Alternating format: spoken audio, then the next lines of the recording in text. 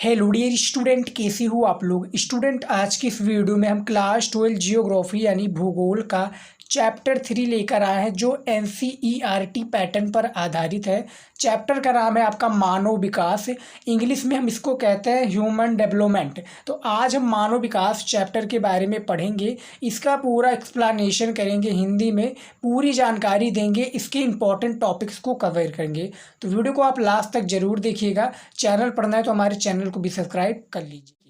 सबसे पहले आपको स्टूडेंट समझना पड़ेगा चैप्टर के बारे में कि चैप्टर किस चीज़ के ऊपर आधारित है। जैसा चैप्टर का नाम है मानव विकास, यानी इंग्लिश में क्या कहते हैं, ह्यूमन, यानी मानव डेवलपमेंट, यानी हमारा जीवन है, जो मनुष्य का जीवन है, किस तरह से विकास हुआ, इसका किस प्रकार से हुआ।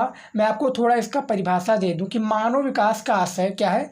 मानव विकास का आशय मानव संपूर्ण विकास से, जिसमें सामाजिक, आर्थिक और राजनीतिक स्वतंत्रता के साथ शिक्षा, स्वास्थ्य तथा अन्य अवसरों की स्वतंत्रता आदि शामिल है। यानी हमारे ऊपर है कि हमारा जीवन किस तरह से आया, किस प्रकार से राजनीतिक, आर्थिक और स्वतंत्रता जीवन हम जी रहे हैं। हमारे स्वास्थ्य के ऊपर, हमारी शिक्षा के ऊपर, तो मानव विकास किस तरह से संभव हुआ, इसके ऊपर हम आज की इस वीडियो में पढ़ने वाले हैं। तो वीडियो को आप ध्यानपूर्वक देखिए, कॉपी पेन लेकर बैठ जाइए। यदि आप स्टूडेंट हैं तो कॉपी पेन लेकर बैठ जाइए। सारी चीज़ें हम बताएंगे, बिल्कुल ध्यान से पढ़िएगा, तभी आपको सारी चीज़ें आपको स्पष्ट आएगा। सबसे पहले हम इस चैप्टर का जो इम्पोर्टेंट टॉपिक्स है उसको बारे में हम बता दें। देखिए, जो आपका चैप्टर है मानव विकास, इसके कुछ इंपॉर्टेंट टॉपिक्स है, उसी के आधार पर हम आपको इस वीडियो में पढ़ाएंगे। जैसा पहला इंपॉर्टेंट टॉपिक है मानव विकास का आशय, जैसा कि मैं आपको यहाँ पर दिखा देता हूँ। मानव विकास का परिभाषा पढ़ेंगे। दूसरा आपका जो टॉपिक है मानव विकास की अवस्थाएँ। उसके बाद में तीसरा है मानव विकास के 4 स्तंभ। पाँचवा है मानव विकास के उपागम। 6 है आपका मानव विकास का मापन। 7वां है आपका मानव विकास सूचकांक। और उसके बाद में 8वां है मानव विकास सूचकांक के आधार पर अंतर्राष्ट्रीय स्तर पर देशों का तुलनात्मक अध्ययन। और 9th नंबर पर है मानव गरीबी सूचकांक। तो इन इम्पॉर्टेंट टॉपिक्स को पढ़ेंगे, उसके बाद में इनके हेडिंग्स को भी देखेंगे कि कितने हेडिंग्स आते हैं। तो सबसे पहले हम मानव जो विकास है इसके बारे में इसका परिभाषा देख लेते हैं कि इसका परिभाषा बेसिकली होता क्या है। देखिए, मानव विकास स्वास्थ्य, भौतिक, पर्यावरण से लेकर आर्थिक, सामाजिक और राजनीतिक स्वतंत्रता तक सभी प्रकार के मानव विकल्पों को सम्मिलित करते हुए लोगों के विकल्पों में विस्तार और उनके शिक्षा, स्वास्थ्य सेवाओं में क्या है, वृद्धि की प्रक्रिया है। कहने का तात्पर्य, जो मानव विकास का आप परिभाषा देखेंगे, हमने आपको शुरुआत में ही बता दिया था कि इसमें होता क्या है, बेसिकली कि इसमें जो संपूर्ण सामाजिक, आर्थिक एवं राजनीतिक क्या है, स्वतंत्रता एवं शिक्षा, स्वास्थ्य पर पूरी चीज़ें आधारित हैं। जैसा कि यहाँ पर देख सकते हैं कि मानव विकास के लिए जो स्वस्थ, भौतिक, पर्यावरण से लेकर आर्थिक, सामाजिक और राजनीतिक स्वतंत्रता, सभी प्रकार के मानव विकल्पों को सम्मिलित करके मानव विकास का क्या होता है, जन्म होता है। लोगों को विकल्पों में विस्तार और उनकी शिक्षा, स्वास्थ्य सेवाओं में वृद्धि की प्रक्रिया को मानव विकास कहा जाता है। उसके बाद में देखिए, जो अन्य वैज्ञानिक लोग हैं, अन्य वैज्ञानिक और जियोग्राफी लोग हैं, यानी भूगोलवेत्ता हैं, उन्होंने अपने अनुसार यानी मानव विकास का परिभाषा दिया है। देखिए क्या दिया है, देखिए जैसे कि डॉक्टर महबूब उल हक एवं अमित सेन के अनुसार जो इसका परिभाषा है मानव विकास का, ये देखिए बोर्ड एग्जाम में ये आपका पूछा जा सकता है कि डॉक्टर महबूब उल हक एवं अमित सेन के अनुसार मानव विकास की परिभाषा दीजिए। 3 नंबर का प्रश्न भैया पूछ लिया जाएगा, तो आपको इसी प्रकार से देना रहेगा, जैसा कि मैं आपको बता रहा हूँ। देखिए, मानव विकास के मापन में स्वस्थ, शिक्षा एवं लोगों के क्रय क्षमता से जुड़े घटक शामिल होते हैं, जो मानव के जीवन स्तर तथा आवश्यक उपलब्ध संसाधनों तक उनकी पहुंच को भी क्या है, दर्शाते हैं। यानी कहने का जो तात्पर्य है इनके अनुसार कि जो मानव विकास क्या है, मापन, यानी मानव विकास का मापन में स्वस्थ, हमारी शरीर की जो है क्या है, स्वस्थ रहना, शिक्षा, हमारे शरीर को हम अपने आप को क्या है, शिक्षा चाहिए, लोगों के क्रय क्षमता में जुड़े रहना घटक शामिल होते हैं, और जो मानव जीवन स्तर तथा आवश्यक उपलब्ध संसाधनों तक उनकी पहुंच को क्या है, दर्शाता है। यानी हमारे संसाधन जो हमें चाहिए, जो हमें ज़रूरत है, उनको क्या है, उनकी पहुंच को भी दर्शाता है ये मानव विकास। तो इनके अनुसार मानव विकास का परिभाषा ये हो गया है। मानव विकास किसे कहते हैं हमने बता दिया, और जो भूगोल वेत्ता लोग हैं, जो भूगोल शास्त्री लोग हैं, वो किस प्रकार से अपना मानव विकास का परिभाषा देखते हैं, उसको भी हमने स्पष्ट रूप से बता दिया है। आप कॉपी में लिखना चाहें तो लिख लीजिए, आप ही के लिए इम्पोर्टेंट है। दूसरा जो हमारा पॉइंट आ जाता है, दूसरा जो हमारा टॉपिक आ जाता है, वो है मानव विकास की अवस्थाएं। जैसा कि हमने दूसरे में आपको बताया था, टॉपिक जानने के लिए आपको बहुत ही ज़्यादा इंपॉर्टेंट है। टॉपिक आपको जानना चाहिए, इसलिए जानना चाहिए क्योंकि टॉपिक के आधार पर आपका बोर्ड एग्जाम में क्वेश्चन पूछे जाते हैं। जैसा कि यहाँ पर आपका दूसरा टॉपिक है कि मानव विकास की अवस्थाएँ। अब ये बोर्ड एग्जाम में क्वेश्चन के रूप में इस तरह से बन जाएगा कि मानव विकास की अवस्थाएँ बताइए। 4 नंबर का प्रश्न कहीं पूछ लिया गया, कहीं 6 नंबर का प्रश्न पूछ लिया गया, तो इसी के आधार पर आपको स्पष्ट रूप से समझना जरूरी है। देखिए, मानव विकास की अवस्थाएं किस प्रकार से, इसका परिभाषा देखिए। मानव विकास को 2 अवस्थाओं में बांटकर देखा जा सकता है। क्या है? 2 अवस्थाओं में बांटकर देखा जा सकता है। इनका वर्णन निम्न प्रकार है, यानी इनका जो वर्णन है कुछ इस प्रकार से है, 2 भागों में बांटा गया है। मैं दिखा दूं आपको। देखिए, जैसा कि पहला जो इसका है, क्या है, अवस्थाएं हैं। पहला है वर्ष 1980 से 90 से पूर्व मानव विकास। क्या है? 1980 से 90 के बीच में जो पूर्व मानव विकास है वो किस तरह से, देखिए इसका परिभाषा देखिए। वर्ष 1980-90 से पूर्व देश की आर्थिक समृद्धि के मात्रात्मक परिवर्तन। क्या है? जो समृद्धि के मात्रात्मक परिवर्तन के साथ मानव विकास को देखा जाता था, जिसमें देश आर्थिक रूप से क्या है, विकसित होते थे। यानी कहने का जो तात्पर्य है कि वर्ष जो 1980, जो हमारा 1980 और 90 के जो 10 सालों के बीच में देश की जो आर्थिक समृद्धि है, यानी जो देश की आर्थिक समृद्धि है, इसमें मात्रात्मक परिवर्तन के साथ साथ क्या है, मानव विकास को देखा जाता है। यानी मानव विकास किस प्रकार से 10 वर्षों में डेवलप हुआ उसको देखा जाता है, जिसमें देश आर्थिक रूप से क्या है, विकसित होते हैं। हमारे जैसे हमारा इंडिया है, अभी ये विकसित नहीं हुआ है, लेकिन जो भी सारी जो कंट्रीज हैं विकसित हुई हैं, उनको यानी 10 सालों के बीच में जो इनकी सारी चीज़ें हुई, जैसे 1980 और 90 के बीच में बात हो रही है, तो यहाँ पर 10 साल का इसके अंदर गैप था। तो इसमें आर्थिक समृद्धि और मात्रात्मक परिवर्तन के साथ मानव विकास को देखा जाता है, जिसमें देश की आर्थिक रूप से विकसित होते थे, यानी देश उसी के आधार पर विकसित होता था। तो ये पहला पॉइंट हो गया किसकी, अवस्थाएं का। दूसरा देखिए क्या है, वर्ष 1980 और 90 के बाद मानव विकास। यहाँ पर पूर्व बात हो रही थी कि उसके बीच में क्या हुआ था, अब इसके बाद में जो मानव विकास का उत्पन्न हुआ किस प्रकार से हुआ, देखिए। इस दशक में मानव विकास के गुणात्मक पक्ष पर बल दिया गया तथा क्या है, जो गुणात्मक पल है इस पर बल दिया गया तथा मानव को केंद्र बिंदु मानकर विकास के प्रत्येक पहलू पर बल देकर उसे विकल्पों के साथ परिवर्तनशील बनाने का क्या है, प्रयास किया गया था। यानी कहने का जो यहाँ पर भी तात्पर्य है कि इसके दशक में क्या है, मानव विकास का जो गुणात्मक पक्ष है, जैसे गुण का गुणात्मक पक्ष है, बल दिया गया तथा जो मानव का केंद्र बिंदु है, क्या है, मानव का जो केंद्र बिंदु है, उनको मानकर विकास के प्रत्येक पहलू पर बल देकर उसे विकल्पों के साथ क्या है, परिवर्तनशील बनाने का क्या है, प्रयास किया गया था। तो ये वर्ष 1980 और 90 के बाद मानव विकास है। उसके बाद में हमने वर्ष 1980 और 90 के पूर्व मानव विकास के बारे में पढ़ लिया है। तो ये मानव विकास की 2 अवस्थाएं यदि आपका बोर्ड एग्जाम में पूछ लिया गया तो लघु उत्तरीय में पूछा जाएगा, जो 4 नंबर का होता है भूगोल में बेसिकली। तो 4 नंबर के लिए आपको इतना करना पड़ेगा, आपको इतना लिखना पड़ेगा स्टूडेंट। तो आप कॉपी में लिखना चाहें तो लिख सकते हैं, नहीं तो कोई बात नहीं है। देखिए, आप नोट्स भी इसी के आधार पर तैयार कर सकते हैं। हम जो भी इम्पोर्टेंट टॉपिक हमें लगता है तो हम ज़्यादा लंबा चौड़ा लिखना नहीं जानते हैं, हम थोड़ा आपको लिखना चाहते हैं, मतलब कॉपी में आपको थोड़ा लिख कर बताएंगे और समझाएंगे आपको ज़्यादा, ताकि आप बाद में भी इसको लिख सकते हैं। तीसरा जो हमारा टॉपिक है, मानव विकास के 4 स्तंभ। अब भैया स्तंभ क्या है, स्तंभ वही है भैया जो मानव विकास के 4 स्तंभ, कहने का तात्पर्य है जो मानव विकास के लिए उत्तरदायी है, ये 4 स्तंभ है। पिलर जिसको हम कहते हैं घर के, जिसे आप घर बनवाने जानते हैं, तो घर बनवाने के लिए जो आपका सबसे ज़्यादा इम्पोर्टेंट है क्या है, पिलर है। पिलर के आधार पर ही सारी घर की आपकी मजबूती हो जाती है, छत की मजबूती हो जाती है। तो वही है क्या है, यहाँ पर 4 स्तंभ है मानव विकास की। अब भैया मानव विकास के जो 4 स्तंभ है उसके बारे में भी डिटेल में हम आपको बताएंगे, ताकि आपका सारा जो कॉन्सेप्ट है वो क्लियर है, बाद में कोई भी प्रॉब्लम आपको ना फेस करना पड़े।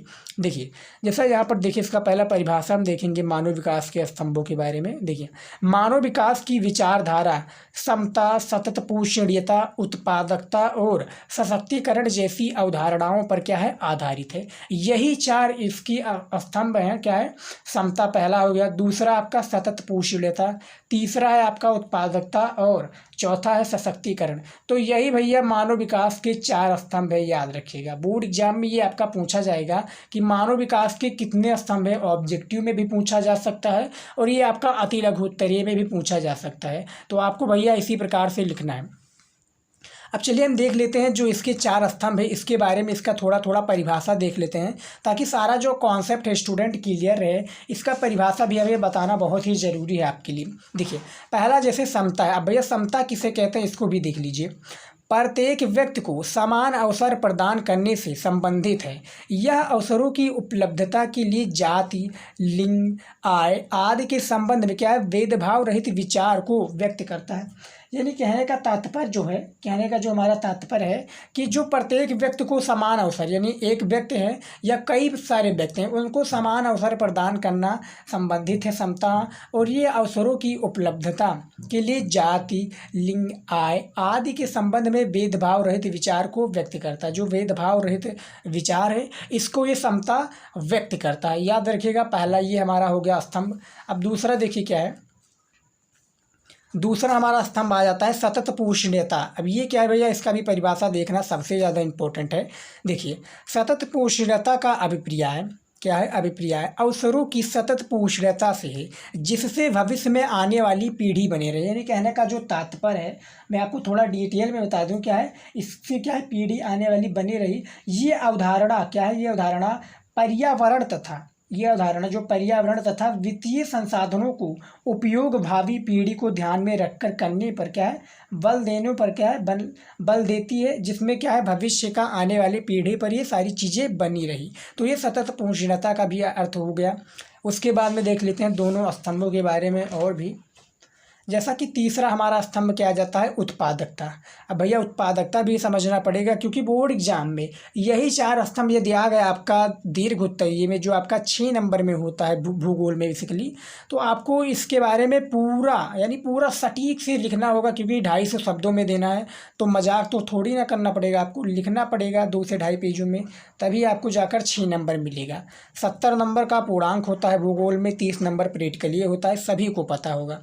तो उत्पादकता में देखिए क्या है, उत्पादकता का अभिप्राय मानव की कार्य क्षमता से या ना क्या है, मानव की कार्य क्षमता से या मानव श्रम की उत्पादन क्षमता से। जो उत्पादकता है इसमें इसका जो अर्थ है कि क्या है, इसमें जो मानव की कार्य क्षमता से या मानव श्रम की उत्पादन क्षमता से है। क्या है? उत्पादन क्षमता से मानव या क्या है, जन समुदाय की कार्य क्षमता को उनके ज्ञान में वृद्धि करके शिक्षा एवं क्या है, स्वास्थ्य के उचित अवसर उपलब्ध कराकर बढ़ाया जा सकता है। उत्पादकता के बढ़ने से मानव की आय व रहन सहन के साथ देश की आर्थिक विकास को बढ़ावा मिलता है। तो ये उत्पादकता का अर्थ हो गया, इसका परिभाषा हमने बता दिया। उसके बाद में देखिए चौथा क्या हमारा आ जाता है, सशक्तिकरण। जो स्तंभ है सशक्तिकरण के बारे में भी पढ़ना इंपॉर्टेंट है। देखिए, सशक्तिकरण से अभिप्राय अपनी क्षमता और स्वतंत्रता के साथ विकल्पों को चयन करने की क्या है, शक्ति प्रदान करता है। यानी सशक्तिकरण का भी मैं आपको थोड़ा स्पष्ट रूप से बता देता हूँ कि इसमें क्या है, शक्ति प्राप्त होते हैं।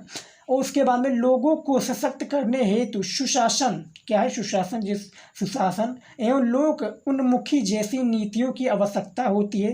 सामाजिक एवं आर्थिक रूप से पिछड़े हुए समूहों को लिए सशक्तिकरण का क्या है, विशेष महत्व दिया जाता है। तो ये हमारा सशक्तिकरण हो गया। यदि आपका बोर्ड एग्जाम में पूछ लिया गया भैया कि मानव के 4 स्तंभ बताइए, तो यदि आपका ऑब्जेक्टिव में पूछा गया तो भैया 4 स्तंभ है, समता, सतत पोषणीयता, उत्पादकता और सशक्तिकरण। और इसके बारे में डिटेल में लिखने के लिए बोल दिया गया कि भैया मानव विकास के 4 स्तंभों के बारे में बिल्कुल डिटेल में बताइए, यानी परिभाषा दीजिए या इसका क्या है स्पष्ट रूप से बताइए। तो इस तरह से आपका पूछ लिया जाएगा।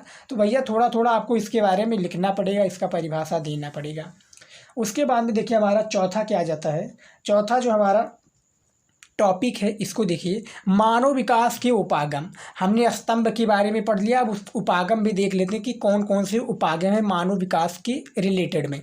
जैसा कि देख सकते हैं, मानव विकास में आने वाली कमियों, क्या है, प्रॉब्लम्स, कमियों को विभिन्न उपागमों के माध्यम से, क्या है, स्पष्ट, विभिन्न उपागमों के माध्यम से स्पष्ट किया जाता है। इसके अंतर्गत 4 उपागम हैं, क्या है, इसके अंतर्गत यानी कमियां, आप देख सकते हैं, क्या है, कमियों को, क्या है, कमियां को विभिन्न उपागमों के माध्यम से स्पष्ट रूप से, क्या है, स्पष्ट रूप से इसको, क्या है, स्पष्ट किया जाता है। इसके अंतर्गत 4 उपागम आते हैं। मैं 4 उपागमों के बारे में आपको बता दूं। पहला आपका है आय उपागम, दूसरा है कल्याण उपागम, तीसरा है आधारभूत आवश्यकता उपागम और चौथा क्या है आपका समता उपागम। अब इसके बारे में मैं आपको थोड़ा डिटेल में बता दूं कि आय उपागम किसे कहते हैं, कल्याण उपागम किसे कहते हैं, और इन चारों चीज़ों के बारे में इसका थोड़ा थोड़ा हम परिभाषा दे देते हैं ताकि आपका सारा कॉन्सेप्ट क्लियर रहे। यदि आपका लॉन्ग क्वेश्चन आए तब भी उसका आंसर आप दे पाएँ। अब जैसा कि यहाँ पर आय उपागम के बारे में हम थोड़ा आपको बता देते हैं कि आय उपागम होता क्या है। देखिए, आय उपागम में ये मानव विकास के सबसे पुराने उपागमों में से, क्या है, एक है। इसमें मानव विकास को आय के साथ जोड़कर देखा जाता है। इसके अनुसार जिस व्यक्ति की आय जितनी अधिक होगी, यानी जो पैसा होगा, जो आय होगा, जो इनकम होगा, जितनी अधिक होगी, उसके द्वारा उपयोग की जाने वाली स्वतंत्रता का स्तर भी उतना ही ऊंचा होगा। अतः आय का स्तर ऊंचा होने पर मानव विकास का स्तर भी ऊंचा ही रहेगा। यानी कहने का जो तात्पर्य है यहाँ पर कि आय का जो स्तर है वो ऊंचा होना चाहिए, और उसके, क्या है, उसके जो व्यक्ति की आय जितनी अधिक होगी, यानी जो पैसा कमाएगा जितनी अधिक उसके पैसा मिलेगा, यानी सैलरी जिसे 15,000 है और उसकी लागत है 30,000 की, तो जितना अधिक सैलरी उसको मिलेगा उतना ही वो स्वतंत्र रहेगा, वो सारी चीज़ें खर्चों में लगा पाएगा। तो ये आय उपागम के अंतर्गत आ गया। दूसरा हमारा क्या आता है, कल्याण उपागम। अब कल्याण उपागम क्या भैया, इसको भी देख लेते हैं। देखिए, ये उपागम मानव की सभी विकासात्मक गतिविधियों के लक्ष्य को दर्शाता है, जिसमें शिक्षा, स्वास्थ्य, सामाजिक सुरक्षा आदि, क्या है, कल्याणपरक लक्ष्य शामिल होते हैं। मानव विकास के स्तरों की वृद्धि के लिए सरकारी व्यय को जिम्मेदार कारक के रूप में, क्या है, व्यक्त किया जाता है। ये हमारा कल्याण उपागम के अंतर्गत आ गया। तीसरा हमारा जो है आधारभूत आवश्यकता उपागम। ये क्या होता है, यदि आपका बोर्ड एग्जाम में पूछ लिया गया कि मानव विकास के 4 उपागमों के बारे में बताइए, तो भैया यही 4 उपागम हैं। यदि आपका अति लघु उत्तरीय में आया 3 नंबर वाला या 2 नंबर वाला प्रश्न, तो बस आपको एज इट इज इतना लिख देना है। इतना लिखने के बाद में आपको छोड़ देना है, कोई ज़्यादा आपको लिखना नहीं है। अब यही क्वेश्चन आपका लघु उत्तरीय या दीर्घ उत्तरीय में आ गया, तो भैया आपको इसके बारे में पूरा डिटेल में लिखना पड़ेगा। तो तीसरा क्या है, आधारभूत आवश्यकता उपागम। तो ये क्या होता है, इसको भी हम इसका परिभाषा देख लेते हैं, ध्यान से देखिएगा। यह अंतर्राष्ट्रीय श्रम संगठन, क्या है, अंतर्राष्ट्रीय श्रम संगठन, जिसको हम कहते हैं इंटरनेशनल लेबर ऑर्गेनाइजेशन, द्वारा प्रस्तावित उपागम है। इसमें स्वास्थ्य, शिक्षा, भोजन, जलापूर्ति, स्वच्छता और आवास जैसी न्यूनतम आवश्यकताओं की, क्या है, पहचान कर इनकी व्यवस्था पर बल दिया गया है। ये आधारभूत आवश्यकता उपागम हो गया। अब लास्ट में हमारा जो बचता है, क्या है, क्षमता उपागम। क्षमता उपागम क्या होता है, इसको भी पढ़ लीजिए। इस उपागम का संबंध प्रो अमर्त्य सेन की अवधारणा से है। जो क्षमता उपागम है, यदि आपका बोर्ड एग्जाम में पूछ लिया गया कि प्रो अमर्त्य सेन के आधार पर जो उपागम है वो कौन से हैं, तो भैया क्षमता उपागम हो जाएंगे। ऑब्जेक्टिव क्वेश्चन में 1 नंबर आपको दे दिए जाएंगी।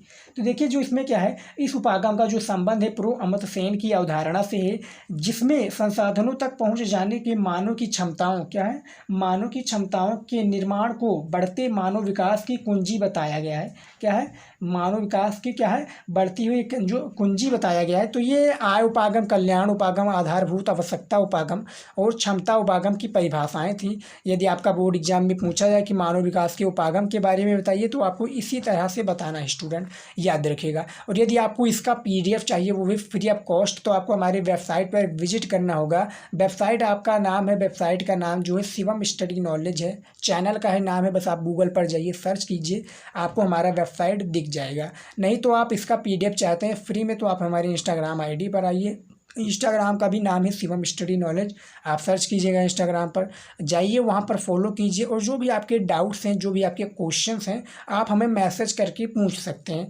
निसंकोच। देखिए हमारा पांचवा जो आ जाता है टॉपिक, मानव विकास का मापन। जैसा कि हमने आपको शुरुआत में ही बता दिया था स्टूडेंट कि आपको टॉपिक के बारे में हम पढ़ाएंगे, यानी टॉपिक से रिलेटेड सारे आपके क्वेश्चंस रहेंगे, उसके आधार पर उसका हम आंसर देंगे। तो जो मानव विकास का मापन है ये क्या होता है, इसको भी हम देख लेते हैं, इसका परिभाषा देख लेते हैं।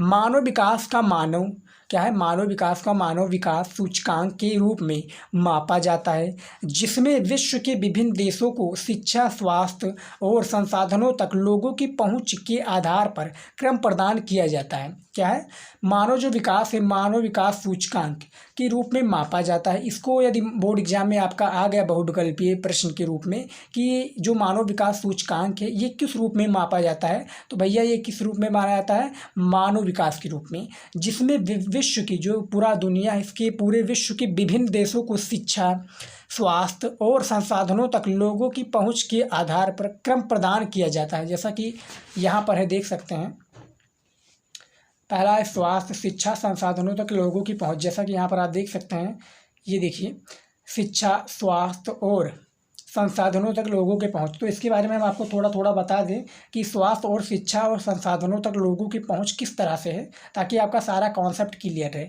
सबसे पहले हम स्वास्थ्य की ओर बात करेंगे। तो देखिए इसका अर्थ क्या है, इसमें बच्चों के जन्म के साथ क्या है, बच्चों के जन्म के समय की जीवन प्रत्याशा को शामिल किया जाता है, जिससे लोगों के दीर्घायु होने और स्वस्थ जीवन का पता चलता है, यानी जो उनकी जन्म और मृत्यु का क्या है पता चलता है स्वास्थ्य से रिलेटेड में, या कोई बीमारी आ गई या कोई भी रोग आ गया तो इनके जन्म और किस प्रकार से हुआ था, इनकी मृत्यु किस प्रकार से हुई थी, ये सारी चीज़ें पता हो जाती है। उसके बाद में देखिए शिक्षा भी एक इम्पॉर्टेंट है, क्योंकि यदि हम जीवित हुए हैं तो हमारे लिए, जन्म हम लिए हैं तो हमारे लिए शिक्षा और स्वास्थ्य और भी सारी चीज़ें बहुत ज़रूरी है। तो शिक्षा भी ज़रूरी है, क्योंकि शिक्षा के आधार पर ही आप सारी चीज़ें कर सकते हैं। तो शिक्षा में देखिए क्या है, इसका परिभाषा देखिए, इसके अंतर्गत विद्यालय में कुल नामांकित बच्चों एवं प्रौढ़ साक्षरता दर को शामिल किया जाता है, जिसमें प्रौढ़ साक्षरता दर से पढ़े लिखे वयस्कों के शिक्षा स्तर को स्पष्ट किया जाता है। ये होगा शिक्षा से रिलेटेड इसका परिभाषा। तीसरा आपका आ जाता है संसाधनों तक लोगों का पहुँच। अब इसका देखिए परिभाषा, इसमें लोगों की क्रय क्षमता को शामिल किया जाता है, जिससे लोगों की आय के स्तर के साथ उनके रहन सहन के स्तर को भी क्या है निर्धारित या निर्धारण किया जा सके। ये स्तर संसाधनों तक लोगों की क्या है पहुंच को भी दर्शाता है। तो ये संसाधनों तक लोगों की पहुंच को दर्शाता है किस तरह से, इसका भी हमने परिभाषा आपको बता दिया है। तो ये भी हमारा मानव विकास का मापन 3 प्रकार से होते हैं, इसको भी हमने स्पष्ट रूप से बता दिया है, ताकि आपका अति लघु उत्तरीय क्वेश्चन आए या लघु उत्तरीय या दीर्घ उत्तरीय आए, तीनों का आप आंसर बड़े ही आसानी से दे पाएँ। उसके बाद में देखिए हमारा 6 नंबर जो टॉपिक है क्या है, मानव विकास मापन के महत्वपूर्ण सूचक। जो मानव विकास मापन है इसके जो महत्वपूर्ण सूचक हैं उसके बारे में भी हम पढ़ लेते हैं। देखिए मानव विकास सूचकांक और मानव गरीबी सूचकांक UNDP क्या है, इसको क्या कहते हैं, इसको यूनाइटेड नेशनल डेवलपमेंट क्या है program, united national development program द्वारा प्रयुक्त मानव विकास मापन के 2 महत्वपूर्ण सूचकांक है। कौन कौन सूचकांक है, पहला आपका आता है मानव विकास सूचकांक, दूसरा है मानव गरीबी सूचकांक। जैसा कि हमने टॉपिक में पढ़ा था वही इसमें भी है, तो मैं आपको थोड़ा बता देता हूँ।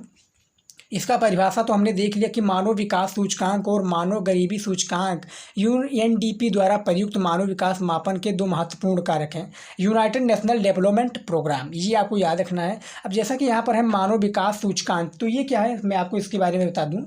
देखिए वर्ष 1990 में डॉक्टर महबूब उल हक ने मानव विकास सूचकांक क्या है को निर्मित किया। ये सूचकांक मानव विकास की प्राप्तियों को मापता है तथा मानव विकास के क्षेत्र में हुई उन्नति की उपलब्धियों को क्या है स्पष्ट करता है। ये सूचकांक वितरण के संदर्भ में क्या है जानकारी देता है। यदि आपका बोर्ड एग्जाम में ऑब्जेक्टिव क्वेश्चन के रूप में आए कि मानव क्या है डॉक्टर महबूब उल हक के अनुसार मानव विकास सूचकांक को क्या है निर्मित किया गया, बोर्ड एग्जाम में इस तरह से पूछा जाएगा भैया कि डॉक्टर महबूब उल हक का इस तरह से आपका पूछा जाएगा क्या है जो मानव विकास सूचकांक है इसके जो क्या है निर्माता है या इसका जो जन्म किया था ये किन्होंने किया था, तो इनमें भैया आपका क्या कौन आ जाएंगे, डॉक्टर महबूब उल हक, याद रखिएगा। तो इसका भी हमने परिभाषा दे दिया, जो कि 1990 में इसका निर्मित किया गया था, क्या है, मानव विकास सूचकांक को, किसके द्वारा, डॉक्टर महबूब उल हक के द्वारा।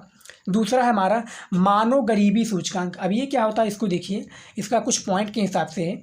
मानव गरीबी सूचकांक मानव विकास, क्या है, जो मानव गरीबी सूचकांक है, इसको कहते हैं ह्यूमन पोवर्टी, क्या है, प्रोविटी इंडेक्स, HPI के रूप में भी हम जानते हैं, शॉर्ट में इसका फॉर्मूला है। मानव विकास सूचकांक से संबंधित ये मानव विकास सूचकांक की कमी की माप करता है। ये बिना आय वाला माप होता है। इसमें पूर्ण निरक्षरता दर, स्वच्छ जल तथा, क्या है, पहुंच न रखने वाले लोगों की संख्या, क्रम वजन वाले बच्चों की संख्या तथा 40 वर्ष तक जीवित न रह पाने की संभावना जैसे पक्ष शामिल होते हैं इसके अंतर्गत, मानव गरीबी सूचकांक के अंतर्गत। तो हमने मानव विकास के महत्वपूर्ण जो सूचक हैं, 2 सूचक हैं, इसके बारे में हमने बता दिया, इसका परिभाषा भी हमने दे दिया है। आप ध्यान से सुनते रहेंगे तो आपको सारी चीज़ें पता चल जाएगी।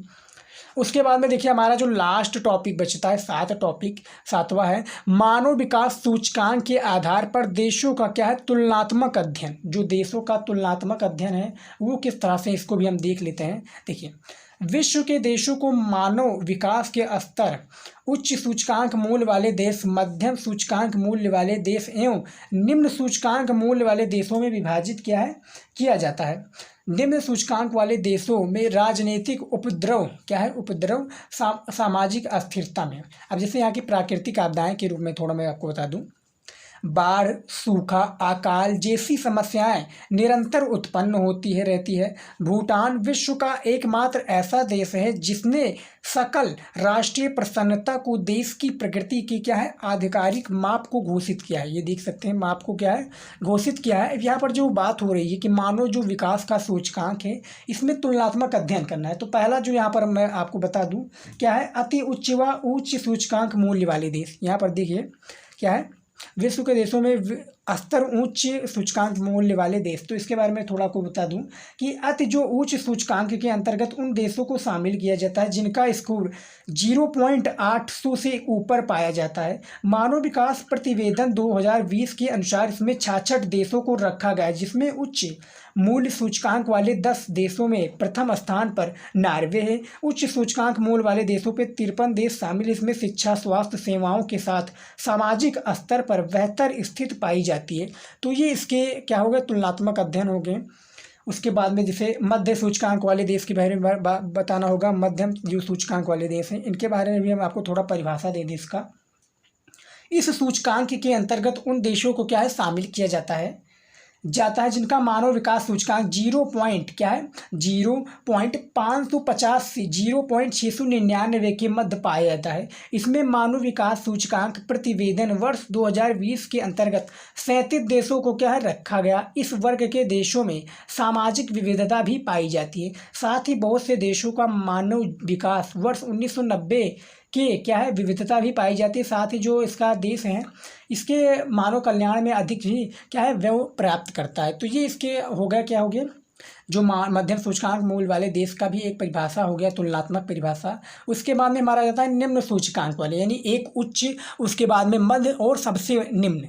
तो देखिए इनमें क्या है, इस सूचकांक के अंतर्गत उन देशों को शामिल किया जाता है जिनका मानव विकास सूचकांक 0.549 से नीचे पाया जाता है। मानव विकास प्रतिवेदन 2020 के अनुसार 33 देशों को इस वर्ग में, क्या है, शामिल किया गया, जो निम्न वर्ग में शामिल किया गया। अब इसके अंतर्गत कुछ प्राकृतिक आपदाएं भी आती हैं, इसको भी हमें पढ़ना बहुत ही ज़्यादा जरूरी है। जैसा कि इसके अंतर्गत क्या आ जाती हैं, बाढ़, सूखा, अकाल जैसी समस्याएं, क्या है, निरंतर उत्पन्न होती हैं, इन सभी देशों में होती रहती है। भूटान विश्व का एकमात्र ऐसा देश है जिसके सकल राष्ट्रीय प्रसन्नता को देश की प्रगति की आधिकारिक, क्या है, माप घोषित किया गया है या घोषित किया है। तो ये आपका हो गया जो चैप्टर हमारा 3 था, बहुत ही ज़्यादा इंपॉर्टेंट चैप्टर था। इसका हमने इंपॉर्टेंट टॉपिक्स के साथ में सारी चीज़ें आपको पूर्णतः हमने बता दिया कि किस प्रकार से है।